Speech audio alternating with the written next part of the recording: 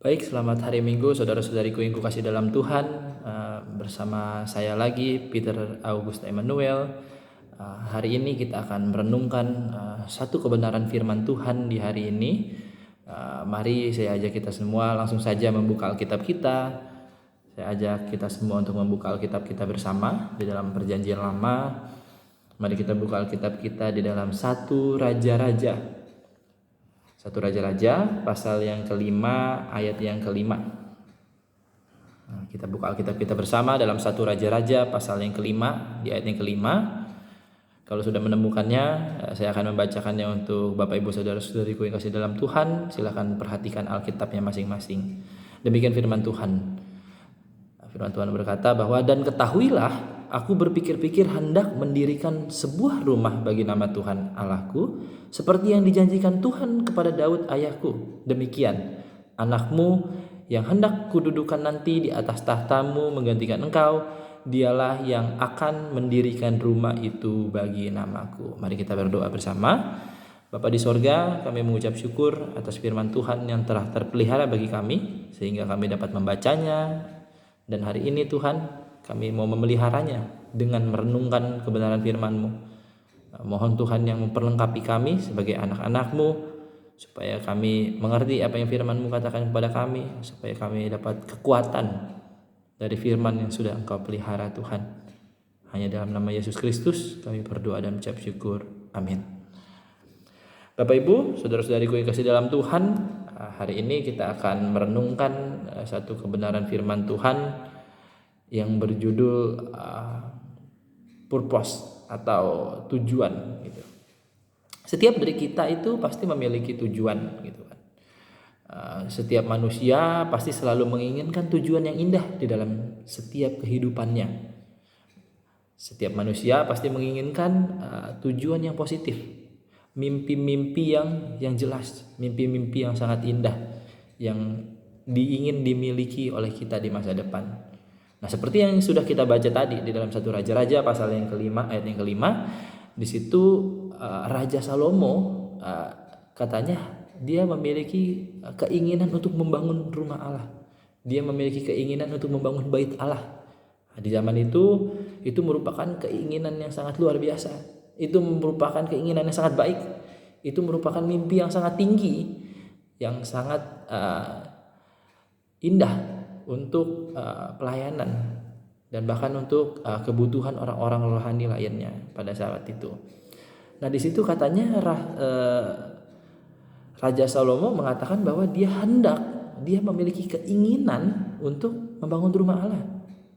Nah, jadi kita juga sebagai manusia, kita pasti menghendaki mimpi yang baik. Kita juga menghendaki tujuan yang baik di dalam kehidupan kita. Nah, jadi kita nggak masalah mimpi kita berbeda-beda, kita nggak masalah profesi kita yang berbeda-beda. Kalau di 1 Timotius pasal 3 di situ mengatakan bahwa orang yang menghendaki memiliki keinginan untuk menjadi penilik jemaat itu merupakan keinginan yang sangat indah. Sangat indah di mata Tuhan. Itu merupakan profesi yang sangat indah menurut firman Tuhan, menurut Alkitab. Nah, mungkin saja tidak semua orang menginginkannya, tidak semua orang tidak mau gitu kan.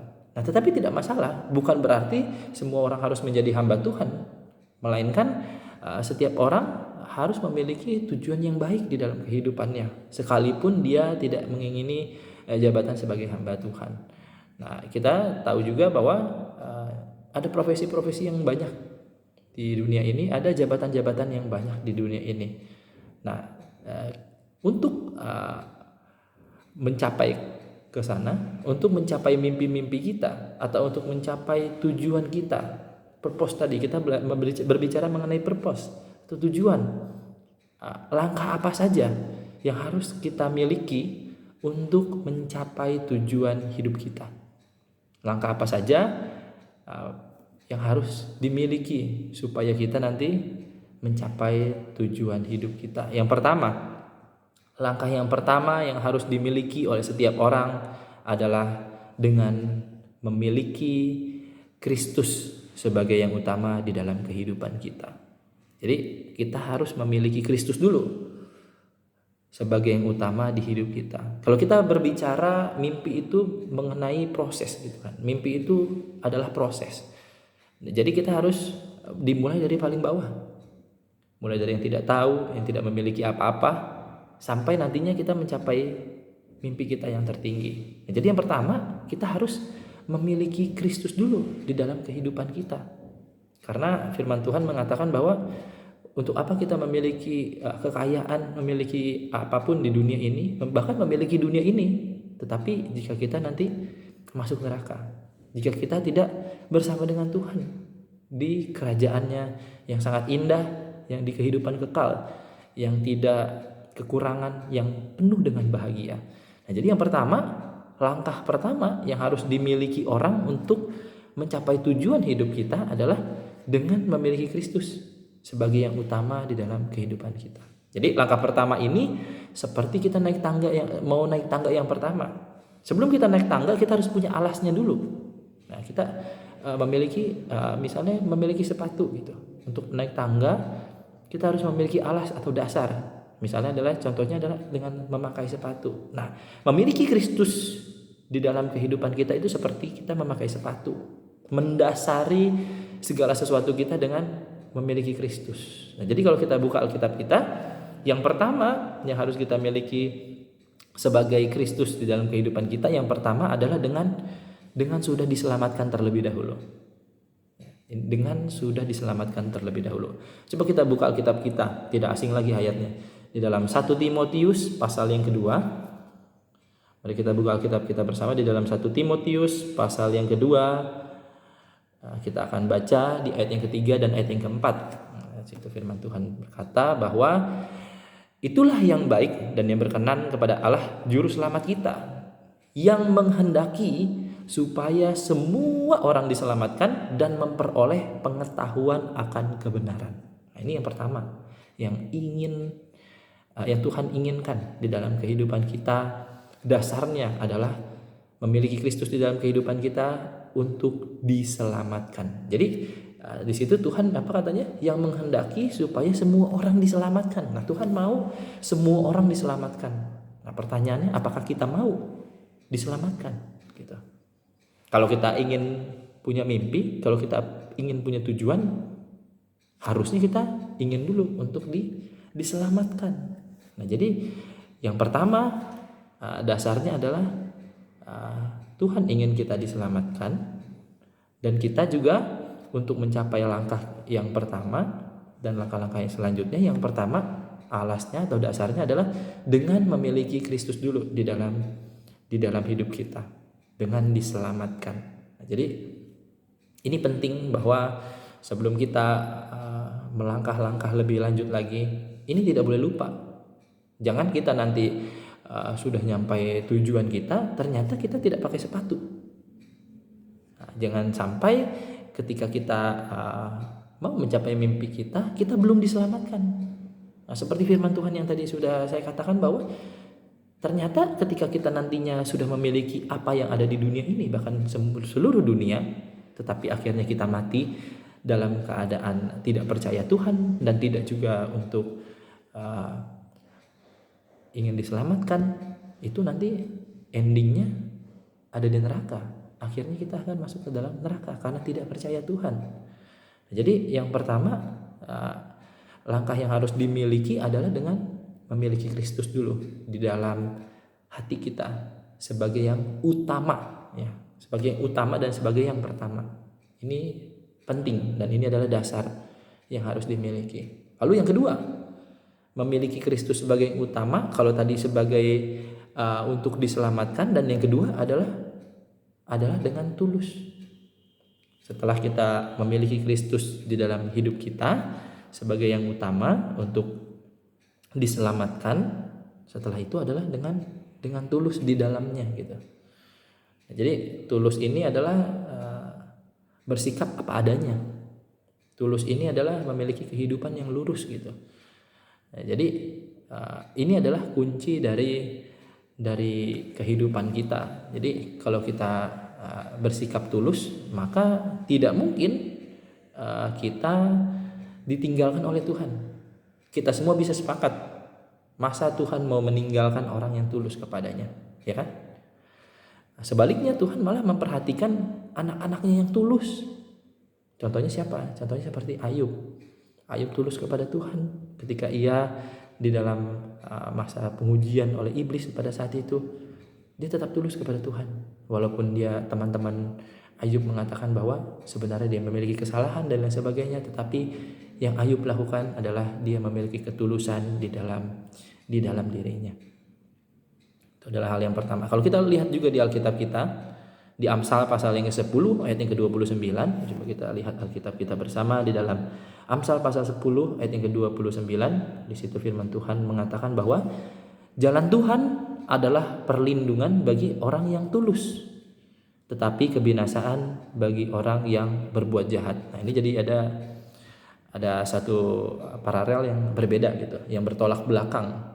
Nah, kalau misalnya jalan Tuhan adalah perlindungan bagi orang yang tulus, tetapi untuk orang yang berbuat jahat atau orang fasik itu adalah kebinasaan.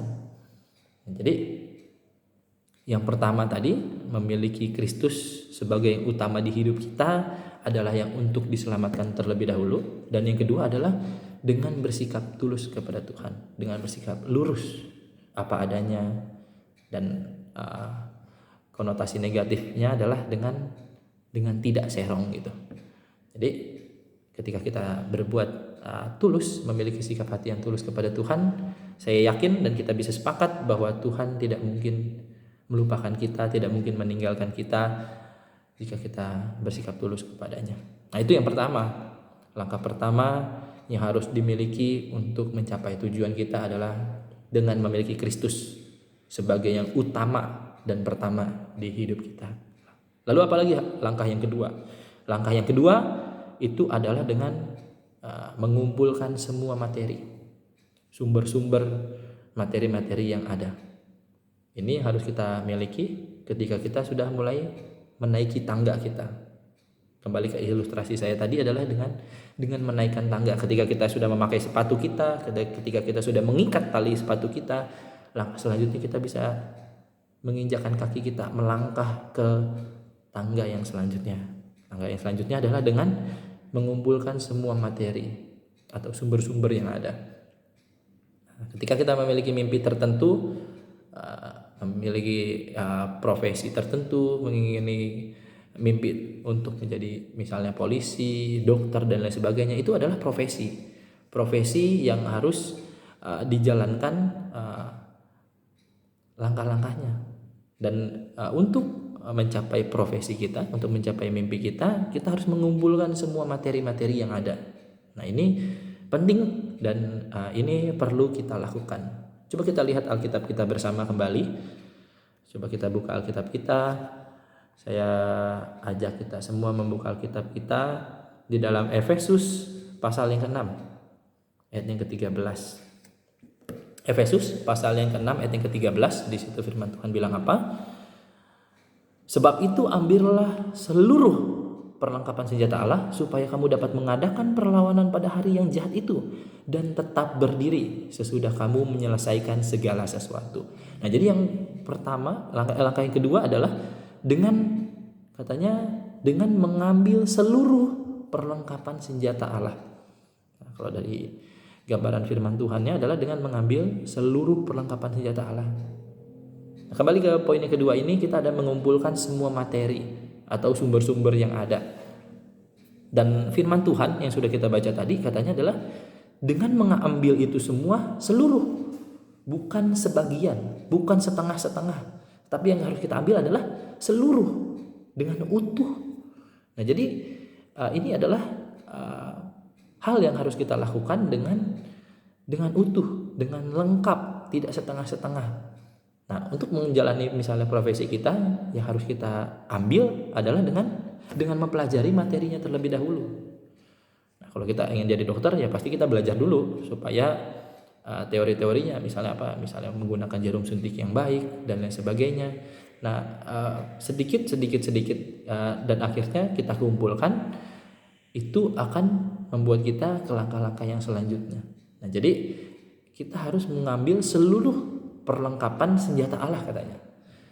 Nah, untuk mimpi-mimpi kita yang akan datang, mimpi-mimpi kita, tiap kita memiliki mimpi-mimpi yang masing-masing dan yang berbeda. Kalau Anda memiliki keinginan atau mimpi untuk profesi tertentu, yang Anda harus lakukan adalah dengan mengumpulkan semua materinya dengan lengkap dan utuh. Tidak boleh setengah-setengah. Ada teori yang mengatakan bahwa kalau kita ingin ahli untuk profesi tertentu, kita harus melakukannya selama 10.000 jam gitu. Nah, misalnya apa? Kalau misalnya kita ingin menjadi penembak jitu, kita harus latihan dulu menembak target kita dengan 10.000 jam itu. Kalau kita sudah 10.000 jam, maka katanya kita akan menjadi orang yang ahli, dan akhirnya kita akan menerima profesi itu dan kita menjadi ahli. Nah, jadi untuk belajar mengumpulkan materi-materi kita, yang harus kita lakukan adalah mengambil seluruhnya, mengumpulkan seluruhnya dengan utuh, dengan lengkap. Nah, ini adalah hal yang harus dilakukan, dan itu tidak lupa juga harus kita dasarinya dengan meminta kepada Tuhan. Coba kita lihat Alkitab kita lagi di dalam Mazmur pasal 127. Coba kita lihat Alkitab kita di Mazmur pasal 127 ayat yang pertama. Mazmur 127 ayat yang pertama, di situ firman Tuhan bilang, nyanyian ziarah Salomo, jikalau bukan Tuhan yang membangun rumah, sia-sialah usaha orang yang membangunnya. Jikalau bukan Tuhan yang mengawal kota, sia-sialah pengawal berjaga-jaga. Nah, jadi Tuhan bilang jikalau bukan Tuhan yang membangun rumah, sia-sialah usaha orang yang membangunnya. Jadi jika kita mengumpulkan semua materi itu semua, jika kita juga tidak mengandalkan Tuhan, maka sia-sialah.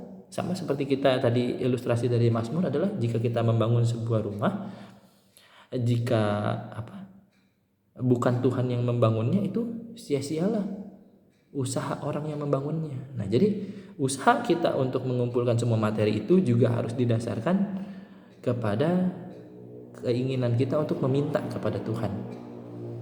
Nah, kita harus minta kepada Tuhan supaya langkah kita berprogres, kita memiliki langkah-langkah yang jelas, kita bisa berbuah. Nah, jadi kita harus memintanya kepada Tuhan. Nah, selain meminta kepada Tuhan adalah dengan meminta ajari kepada orang yang lebih dewasa, misalnya kepada orang tua kita, kepada guru kita, kepada senior-senior kita, kepada ahli-ahli yang sudah di bidangnya.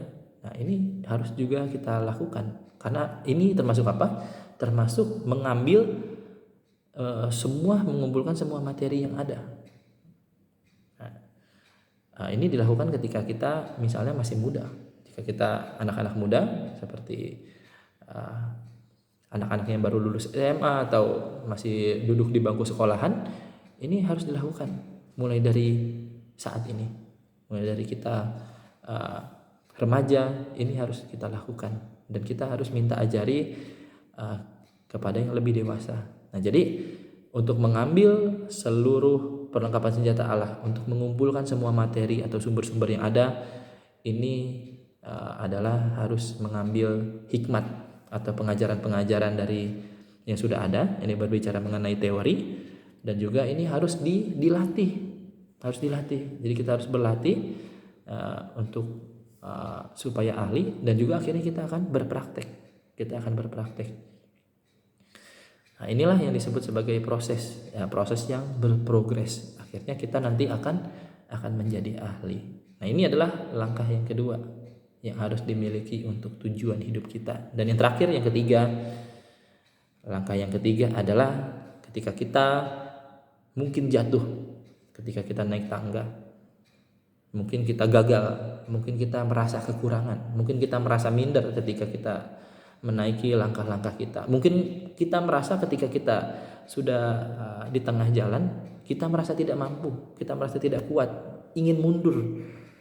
Yang harus kita lakukan adalah mengingat bahwa kegagalan itu bukan berarti kita sudah usai, melainkan ketika kita gagal itu merupakan proses.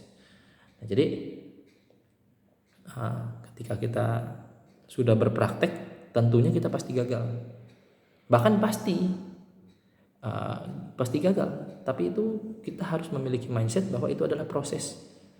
Hanya proses untuk menuju ke puncak atau menuju mimpi kita. Nah, kadang-kadang kita rendah hati, kadang-kadang kita merasa kekurangan, tetapi Tuhan mau kita tidak seperti demikian. Nah, jadi gagal, kekurangan bukan berarti itu semua telah usai, melainkan itu semua adalah proses. Nah, kalau kita lihat di dalam kitab Ayub misalnya, Ayub itu di dalam Ayub pasal 17 ayat yang ke-11, di situ dia mengatakan bahwa dia sudah merasa gagal. Nah, Ayub pasal yang ke-17 ayat yang ke-11, di situ Ayub bilang, umurku telah lalu, telah gagal rencana-rencanaku, cita-citaku. Nah, jadi Ayub di situ merasa bahwa ketika umurnya sudah berlanjut usia, dia merasa telah gagal rencana-rencananya, cita-citanya. Nah, karena apa? Mungkin karena dia berpikir bahwa tidak melakukan itu semua ketika masih muda. Nah, juga mungkin dia berpikir demikian karena dia rendah hati, merasa rendah diri, gitu. Nah, jadi kita jangan cepat putus asa, melainkan kita harus yang tadi, kalau kita sudah mendasarinya kepada kepercayaan akan Tuhan, ketika kita sudah memintanya kepada Tuhan, ketika kita sudah tulus kepada Tuhan, maka yakinlah bahwa itu semua adalah proses dan Tuhan akan membantu setiap proses kita. Nah, mungkin mengatakannya memang seperti ringan, tetapi logikanya seperti demikian. Firman Tuhannya mengatakan seperti demikian. Jadi kita ya serahkan diri saja kepada Tuhan. Yang bisa kita lakukan, tanggung jawab kita lakukan kepada Tuhan. Tetapi jika kita gagal, ya kita hanyalah manusia. Kita sudah melakukan tanggung jawab kita. Selebihnya kita serahkan kepada Tuhan. Tetapi jangan juga cepat putus asa. Nah, itu ketika kita memiliki kegagalan misalnya. Lalu bagaimana ketika kita memiliki kekurangan? Di Injil Lukas pasal 19 di ayat yang 1 sampai ayat yang ke-10, di situ ada cerita mengenai seorang yang pendek dan dia bernama Zakheus.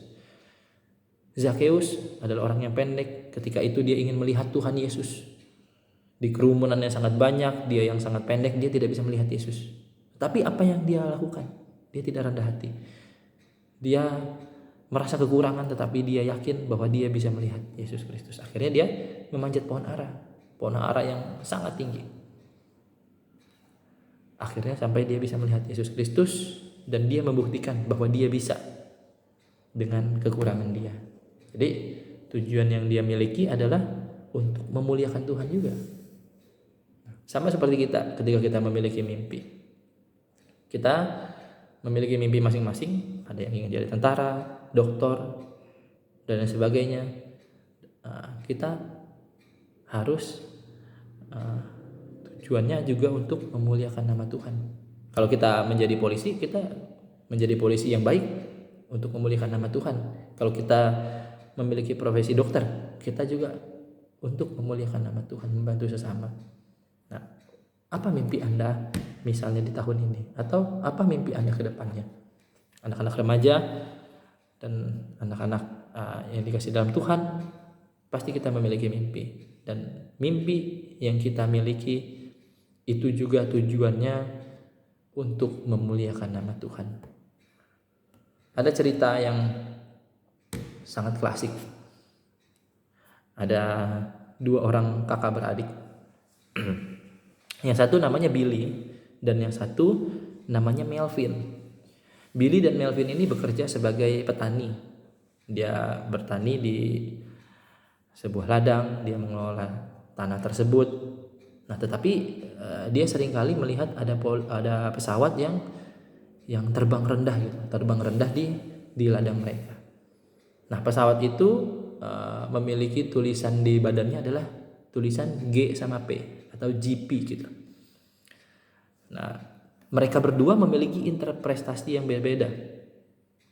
Dia memiliki interpretasi yang berbeda. Nah, si Billy ini melihat GP ini adalah singkatan dari Go Preach atau pergilah untuk berkhotbah, pergi berkhotbah gitu. Kalau Melvin dia memaknainya sebagai Go Plow atau pergilah membajak atau pergilah untuk bertani. Mereka memiliki mimpi yang berbeda nih ya. Mereka memiliki interpretasi yang berbeda.